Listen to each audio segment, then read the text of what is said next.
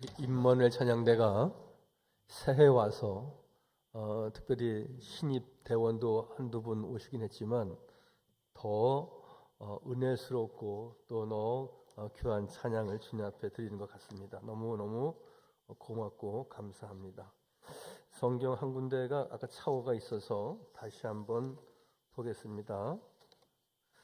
잠언 5장 18절입니다.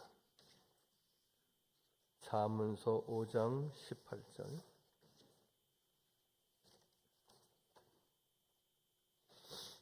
같이 우리 합독하겠습니다. 시작. 내 세매로 복되게 하라. 내가 젊어서 취한 아내를 즐거워하라. 그는 사랑스러운 암사슴 같고 아름다운 암노루 같으니 너는 그의 품을 촉박 여기며 그의 사랑을 연모하라. 아멘. 하나님의 말씀이었습니다.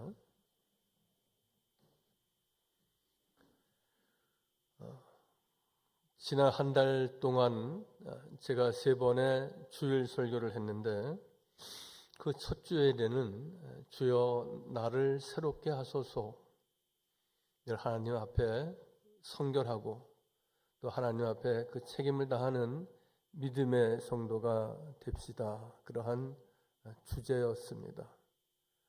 두 번째 주에는 주님이 기뻐하시는 교회, 물론 교회를 구성하고 있는 교인들이 계시기에 주님이 기뻐하는 교회는 또한 주님이 기뻐하는 성도가 되어야 된다는 뜻으로 우리가 어떻게 신앙생활을 더 잘하고 은혜를 받을 것인가 거기에 초점이 있었습니다. 지난주에는 우리가 좀 더 적극적이고 진취적인 신앙을 갖자. 그래서 천국은 침노하는 자의 것이다. 그러한 주제로 말씀을 전했습니다.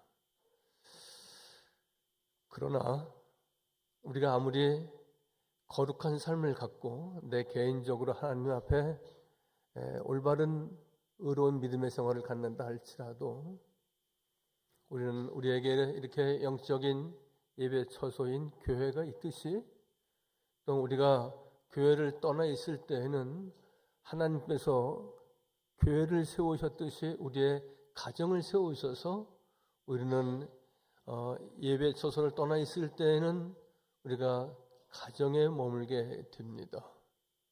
그래서 저는 오늘 좀 5월달도 아니고 또 가정을 특별히 생각해야 될 그런 주일도 아니지만 교회에서 우리가 은혜를 받은 성도들은 가정에서 또한 가정을 구성하고 있는 가족과 부부의 믿음 생활이 어떠해야 되겠는가. 그래서 2026년 한 해는 우리가 모든 가정들이 주 안에서 평강이 있기를 원하고 또 더 사랑스럽고 더 주의 은총이 가득한 우리 복 있는 가정이 꼭 되시기를 바랍니다. 할렐루야. 그런 의미에서 우리 옆에, 앞에, 뒤에 계신 분들하고 한 3분 이상씩 이렇게 인사하세요. 당신은 나의 복이 되십니다. 시작. 당신은 나의 복이 되십니다.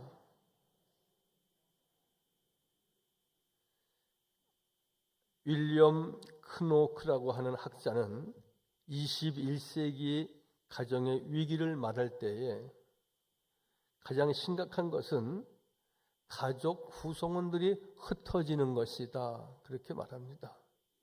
물론 다른 여러 가지 이유가 있지만 특별히 이분의 관점은 식구들이 자꾸 이렇게 핵가족화되는 것에 대한 우려를 하는 글을 남겼습니다. 여러분 어떠세요? 우리가 최소한 5, 6식구, 많게는 15식구. 저희는 제가 중학교 다닐 때까지는 우리 식구가 15식구였습니다. 별로 놀라지 않으시네. 그런데 대체적으로 우리가 2가족, 3가족, 보통 4인 가족 이야기 하는데 지금은 4인 가족 그렇게 말하는 경우가 많지 않은 것 같습니다. 그래서 우리 독가정들이 많아지고 있습니다. 그런데 그분은 가족 구성원들 사이가 점점 멀어지니까 극단적인 이기주의가 생겨난다는 것입니다.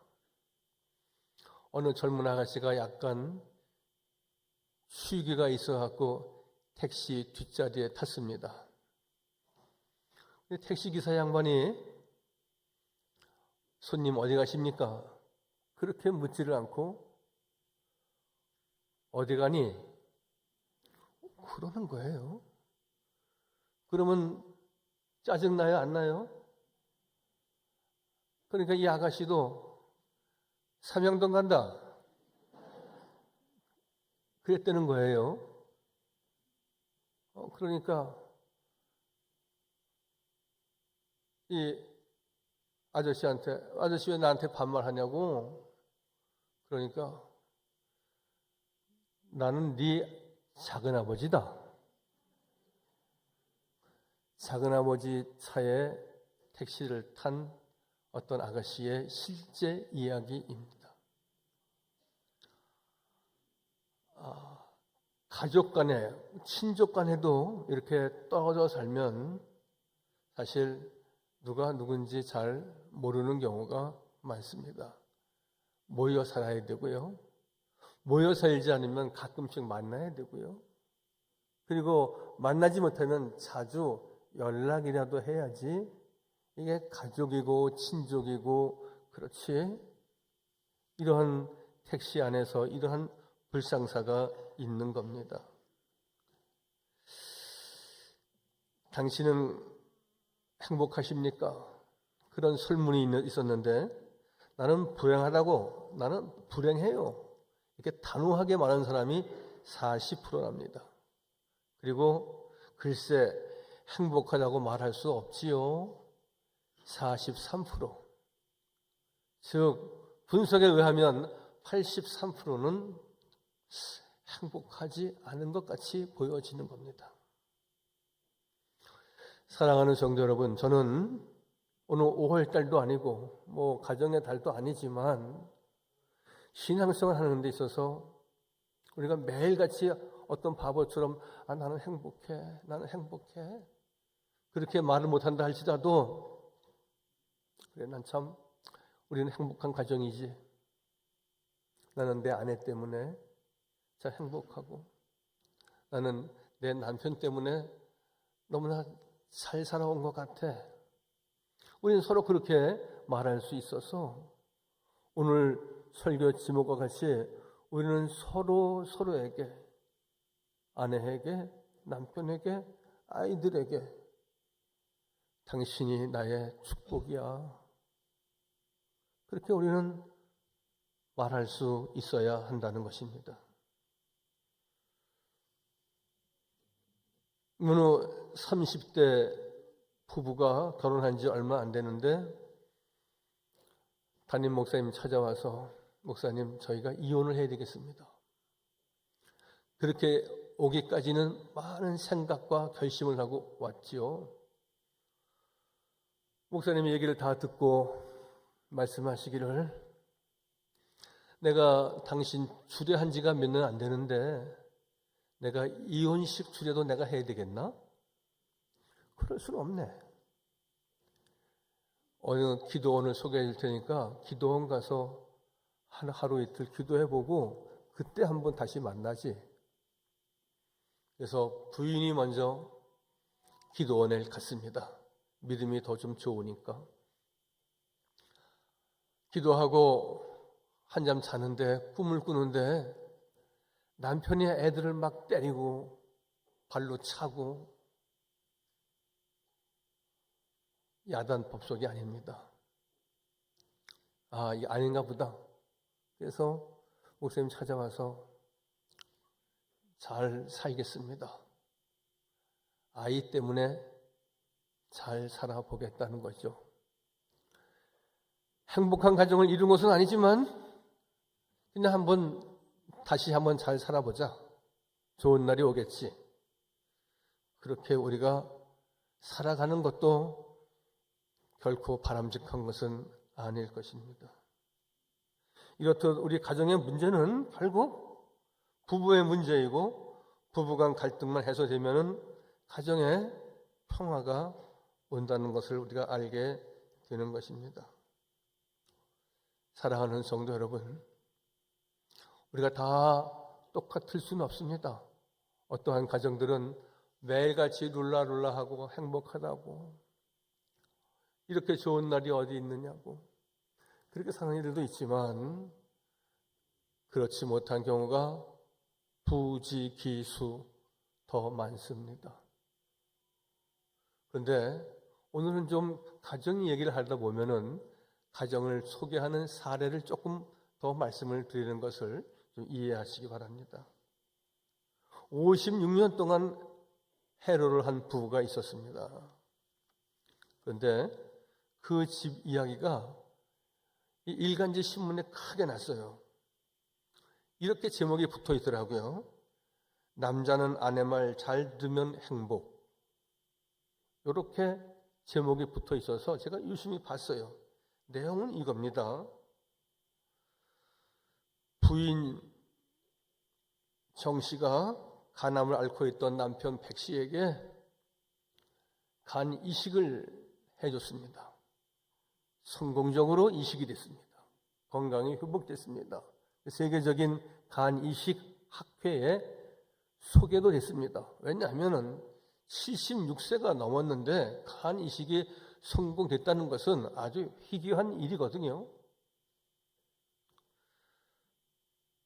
그래서 어떤 기자가 그에게 물었답니다.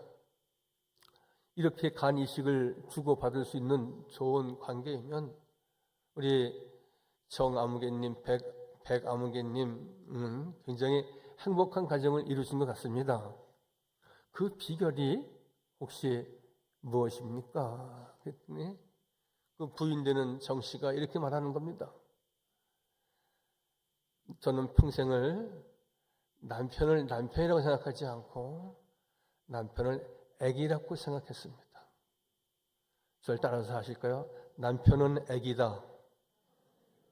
좀 크게 하세요. 남편은 애기다. 참 그런 분도 있습니다. 근데 또 남편에게 물어봤어요. 백 씨에게. 백 선생님은 어떻게 결혼 생활을 이렇게 56년 동안 행복하게 또 이렇게 부인의 간도 이식받을 정도로 그렇게 좋은 관계이셨습니까? 그러니까 그 남편 백 씨가 하는 말이, 저는 평생 아내 말이라면 하나님 말씀처럼 알고 잘 따르고 순종했습니다. 절 따라서 하실까요? 아내 말을 들으면 행복이 따라옵니다. 여러분, 성경에는 없는 말입니다. 그렇지만 성경에 없는 말이 때에 따라서는 우리에게 진한 감동으로 올 때가 많이 있습니다.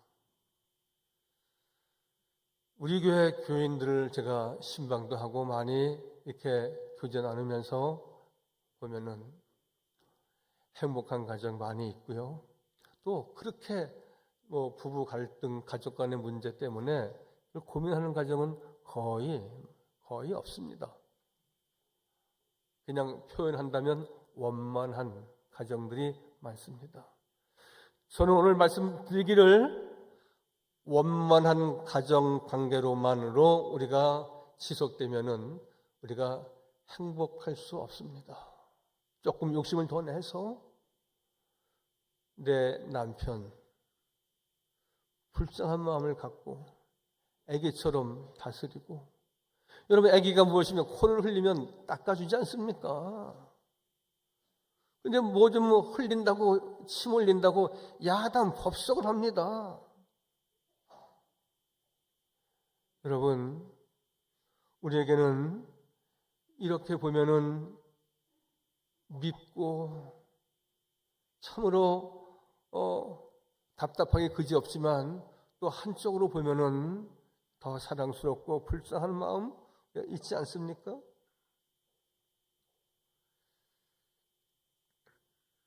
우리는 더 행복한 가정을 이루기 위해서 이 말씀을 드리는 것이고, 한 달 살아봤더니 2025년 365일 산 날하고 별반 다르게 없이 우리가 30일을 살아왔습니까? 그렇게 살 수도 있습니다. 그러나 여러분, 이제 우리의 남은 인생이 어떤 분은 살아온 것만큼 더 살기도 하고, 또한 살아오신 것만큼은 3분의 1 정도밖에는 못 사시는 분도 계실 것입니다. 이제 그저 그냥 원만하게 문제없이가 아니라 여러분, 더 사랑하고 더 존경하고 더 소중히 여기는 믿음을, 이것이 주님의 가르침이기 때문에 그렇다는 것입니다. 오늘 본문에 말씀하십니다. 남편들이여 아내를 귀히 여겨라. 3장 7절 말씀, 베드로전서. 남편들한테 아내를 귀히 여기라. 여러분, 하나님의 말씀입니다. 명령입니다. 목사님, 그럼 제가 언제 내 아내를 천히 여겼단 말입니까? 저는 단호히 말합니다. 귀히 여기지 않으면 천히 여길 수 있겠다 생각이 듭니다. 하나님이 나에게 짝하여 준 귀한 여인입니다. 하나님이 너에게 뼈 중에 뼈요 살 중에 살이라고 붙여주신 나의 축복의 근원되는 여인입니다. 우리가 적어도 소중히 여기지 않는다면, 이 세상의 어떤 금은 보화보다도 우리가 귀중히 여기지 않는다면 누가 귀중히 여겨야 되겠습니까? 옆집 아저씨가 귀중히 여기면 되겠습니까?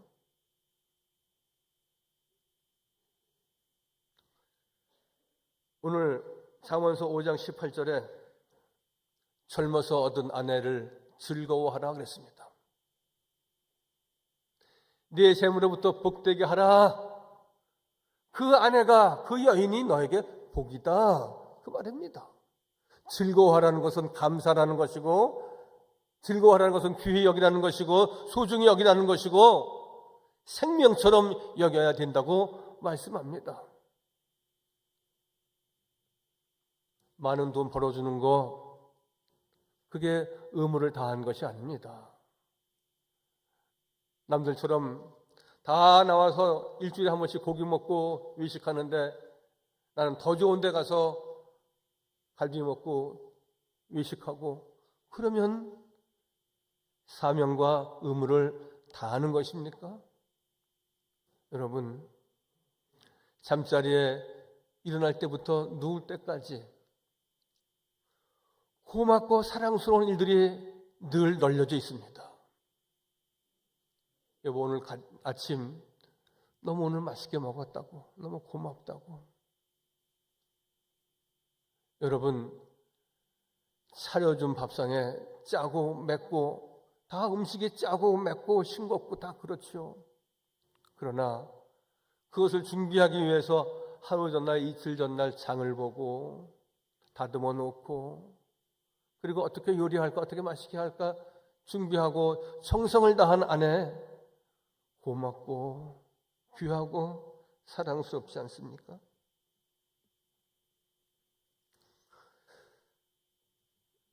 젊은 베르테르의 슬픔이라고 하는 책이 있죠, 괴테에. 그는 이렇게 말합니다. 아내를 소중히 지킬 수 없는 남자는 아내의 사랑을 받을 자격이 없다. 아마 사랑받지 않고 살려고 그러는 건지, 아니면 어느 다른 동네 가서 사랑을 받으려고 그러는 건지, 여러분, 우리는 사랑받을 만한 일을 해야 하는 겁니다. 남자고 여자고. 그러나 오늘 먼저 남편들이여 아내를 귀히 여겨라, 이렇게 명령하시고 말씀하셨으니까, 여러분, 우리는 오늘 그 말씀에 순종함으로 내가 소중히 여길 때 하나님께서 우리 모두를 다 소중히 여기시는 것입니다. 부부 십계명이라고 있습니다. 성경에 십계명만 있는 게 아니고요. 그 3계명부터 보면은 이렇습니다. 눈이 있어도 흠을 보지 말고. 여러분, 제가 집안 청소를 해보니까 청소기를 돌리고 또 물걸레질을 하고 이렇게 합니다. 하다 보니까 바쁘기도 하고 또 게을러지기도 하고 그러니까 여보, 오늘은 청소기 하지 말고 물걸레질만 하자. 그런데 물걸레질을 해보니까 청소기 돌려야 되겠구나 할 정도로 몇 군데 이렇게 떨어져 있어요. 뭔 부스러기, 과자 부스러기 같은 것도 있고 뭐도 있고 몸에서 떨어지는 것도 있고 머리카락도 있고. 사람에게 아무리 잘 살고 깨끗하게 살려고 해도 흠결이 없는 이가 없습니다.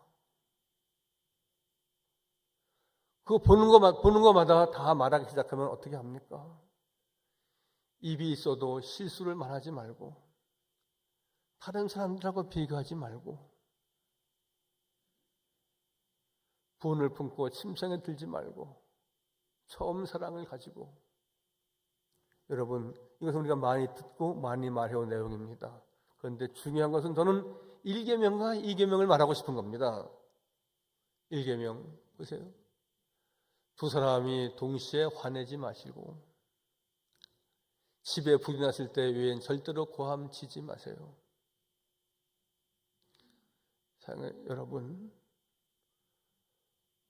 목소리가 크다고 해서 목소리로 아내를 제압하려고 하면 안 됩니다. 오늘 이 부부 십계명에 분명히 말하고 있지 않습니까? 집안에 불이 나기 전에는 큰 소리 치지 말라고. 불이야! 이 소리 이외에는 아이들이나 아내, 가족들에게 큰 소리 내지 말라고. 우리가 이렇게 큰 소리 칠 만큼 우리가 깨끗하게 살았고 성실하게 살았고 우리가 자비를 베풀며 살았습니까? 주님이 하시는 말씀입니다. 모든 것을 버리고 분함과 노여움과 악의를 다 버리라고. 분내지 말라고, 소리치지 말라고. 집이 무너진다고, 불이 나겠다고, 불이야라는 말 이외에는 큰 소리 내지 말라고. 보세요. 골로새서 3장 8절.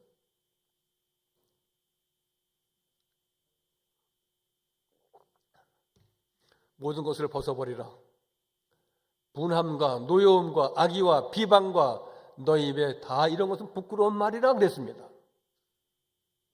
우리가 큰 소리 칠 만큼 우리가 그렇게 가족들에게 잘한 것은 아닙니다. 작은 소리라도 위험 있게 할 수 있습니다. 골로새서 3장 12절 말씀 가운데에도 하나님의 택한 사람들은, 하나님의 사랑을 받은 사람들은 긍휼과 자비와 겸손과 온유와 그리고 오래 참음이 있어야 된다 말씀합니다. 여러분, 아까 그 어느 부부 이야기 가운데 정씨라는 분이 어떻게 이렇게 간 이식을 해주고 이렇게 행복하게 살 수 있었습니까? 그러니까 애기처럼 여기라고, 어린아이 같이 생각하라고 한 것처럼 내 아내도 좀 불쌍히 여기는 마음.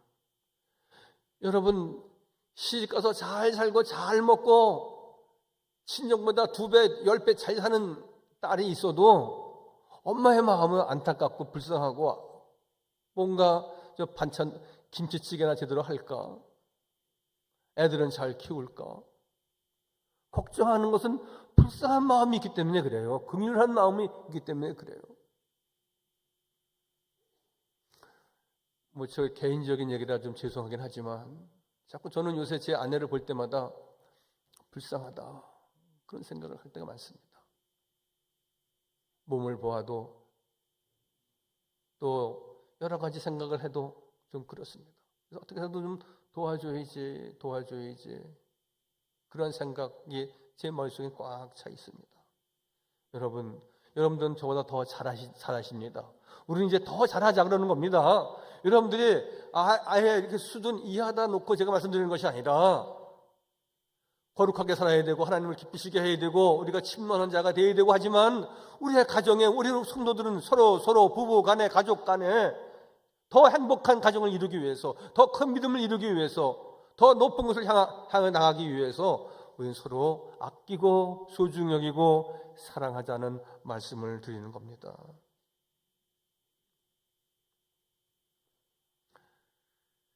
사랑이란 무엇입니까? 그저 죽으라고 순종하는 것입니다. 아까 어떤 일간지에 나왔던 그 부부 이야기처럼 아내 말을 들으면 행복이 따라온다고.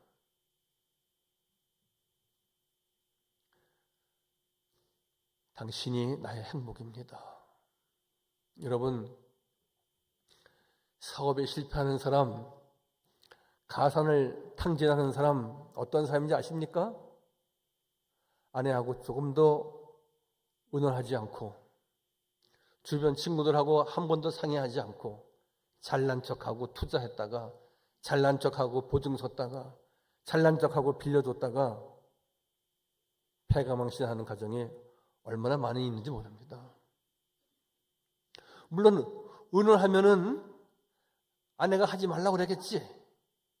뭐 그러한 것 때문에 그런지 몰라도 그래도 여보 이번에 이거 이렇게 하려고 하는데 어떻게 생각해?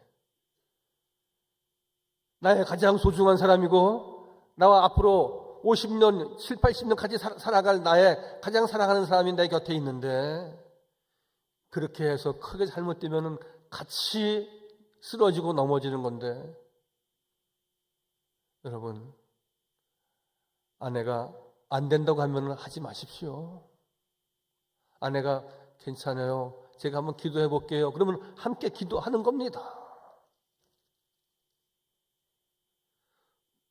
노벨 물리학상을 수상한 로버트 로플린 박사라고 있습니다. 이분은 제 마음에 꼭 맞는 말을 일찍이 했더라고요. 이분은 포항공대 총장으로 오셨던 분인데 기자가 물었습니다. 박사님은 하루에 연구하는 시간이 몇 시간이 되십니까? 그러니까 훌륭한 그 과학자이신데 연구 활동을 얼마나 하시냐고. 그러니까 나는 아내가 정해준 시간만 연구합니다.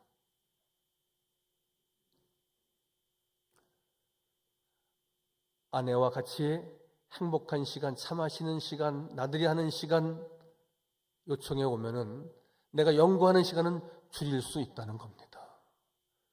내 삶의 라이프 스타일, 리듬 이런 것을 다 아내에게 맞추겠다고 하는 것입니다.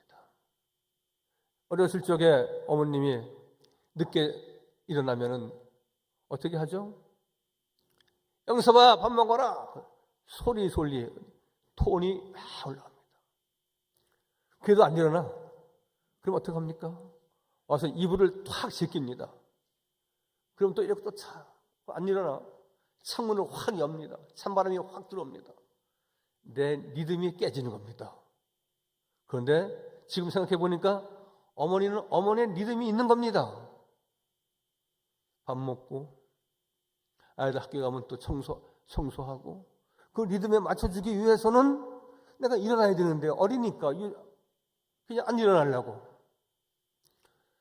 저도 이렇게 생각해 보니까 아내의 리듬이 있더라고요. 아내가 조리하는 시간, 반찬 차리는 시간, 설거지하는 시간, 청소하는 시간, 빨래하는 시간, 그 리듬에 맞춰주지 않으면 많이 불편해하더라고요. 어려서는 몰라서 좀 더 작게요 그랬지만 나이 들고 철 들으면서 아내가 하는 쪽에 맞춰서 먼저 가서 같이 음식을 만들면 수저도 놓고 냉장고에 있는 것 좀 꺼내오기도 하고, 아내가 밥을 뜨면 나는 국을 뜨고, 이렇게 리듬에 맞춰주는 겁니다. 그래서 나는 이분을 참 존경합니다. 하루에 얼마나 연구하십니까? 나는 아내가 허락한 시간만큼만 연구합니다. 아내에게 맞춰주세요. 시간도. 이것은 주님의 가르침입니다. 주님은 뭐라고 말씀하십니까? 에베소서 5장 25절. 남편들은 아내 사랑하기를 그리스도께서 교회를 사랑하시고 그 교회를 위하여 자신을 주신 같이 하라. 그리스도가 너를 사랑하신 같이 그렇게 내 아내를 사랑해야 된다고 말씀합니다. 그러면 우리 삼양제일교회는 더 사랑스러운 교회로, 우리의 가정이 더 그렇게 행복하고 사랑스러운 가정으로 자라나니까 우리 교회도 더 그만큼 행복지수가 높아지는 것입니다. 마지막으로 남편 얘기를 했으니까 누구 얘기해야 됩니까? 아내 얘기해야죠.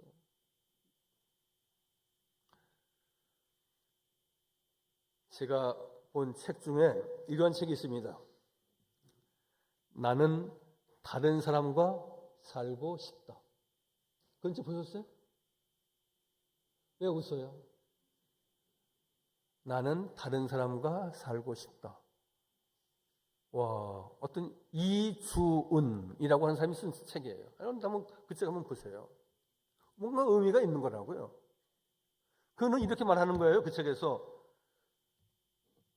죽을 듯이 좋아갖고 사랑한다고 해서 결혼해갖고 죽일 듯이 이혼하자고 헤어지자고 하는 게 지금 이 세상의 모습이다. 그렇게 말하는 겁니다. 죽일 듯 싸우는 부부들의 외침, 그렇게 말합니다. 이 책에서 이렇게 말하는 거예요. 나를 존중하지 않고 상대방을 존중하지 않고 행복한 가정을 이룰 수 없다.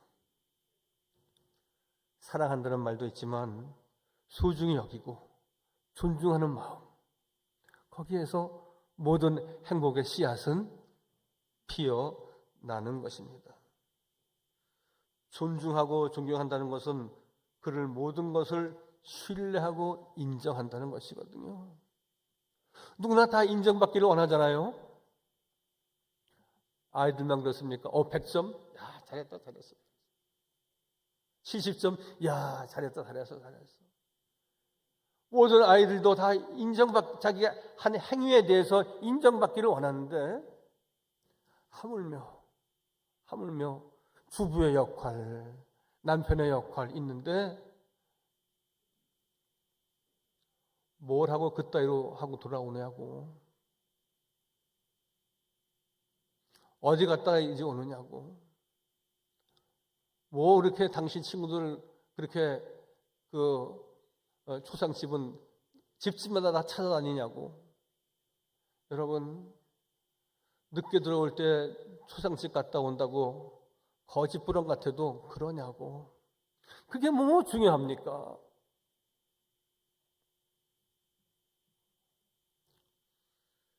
(5장 22절) 에베소서, 아내들이여 자기 남편에게 복종하기를 죽게 하듯 하라 그랬습니다. 기준은 예수 그리스도입니다. 예수 그리스도께 하듯 하라는 겁니다. 예수님의 사랑을 받았으면 그 사랑으로 전하는 것이고, 그리고 예수 그리스도께 하듯 봉사하고 사랑하라는 것입니다. 김영석 교수가 하시는 말씀이 65세가 되니까 비로소 인생의 철이 들렀더라, 그렇게 말합니다. 여기 젊으신 분들 많이 계시니까 아직 65세가 안 돼서 철이 안 드는 겁니까? 65세 이상 이전에 믿음의 성도들이 철이 들어서 오늘 말씀대로만 살면은 철이 드는 겁니다. 예수님께 하듯 하라는 겁니다. 예수 믿으니까 예수가 우리의 모든 삶의 기준이 되어야 한다는 것입니다. 남자는 항상 악이라고 생각하고 보듬어야 된다는 겁니다. 그렇지 않으면 여러분, 우리는 세상에 나가서 스트레스 때문에 우리가 힘든 것이 아니라 매일 만나는 부부간의 불편함 때문에 스트레스가 되는 것 아니겠습니까? 오래전에 이런 글을 제가 본 적이 있습니다.